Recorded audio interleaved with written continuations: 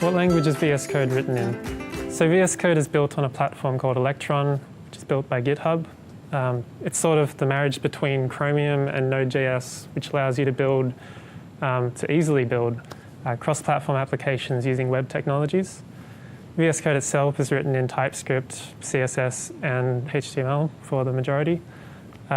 Initially, it started out as JavaScript, but we found that it was difficult to keep adding features to it just because of the size of VS Code. So TypeScript has a bunch of strong typing, which just basically for free, you get a lot of safety in that. And yeah, because it's built on web technologies, if you're a web developer, you can come help contribute to VS Code just using JavaScript, TypeScript, CSS, and HTML.